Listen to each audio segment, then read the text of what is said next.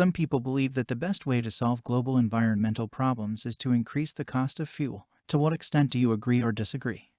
The global environmental crisis has become a pressing issue that demands immediate and effective action. One popular proposal to address this challenge is to increase the cost of fuel, thereby discouraging its excessive consumption and promoting sustainable alternatives. In this essay, I will examine the extent to which raising fuel prices could serve as a viable solution to environmental problems, while also considering the potential drawbacks of this approach. Proponents of increasing fuel costs argue that higher prices would incentivize consumers to use fuel more judiciously and promote the adoption of greener transportation options. For instance, a significant rise in gasoline prices might encourage people to switch to public transportation, carpool, or invest in fuel-efficient or electric vehicles. This shift towards more sustainable modes of transport could result in reduced greenhouse gas emissions and mitigate the impact of climate change.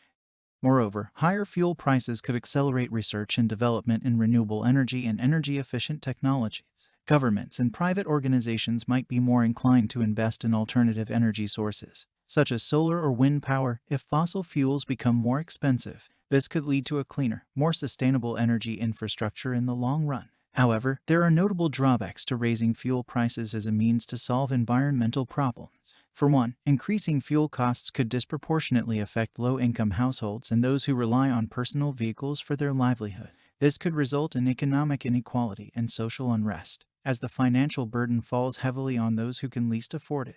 Additionally, an increase in fuel prices might not necessarily lead to a reduction in consumption, as people may continue using their vehicles out of necessity or convenience. In this case, the intended positive impact on the environment could be minimal, while the negative economic consequences would still persist.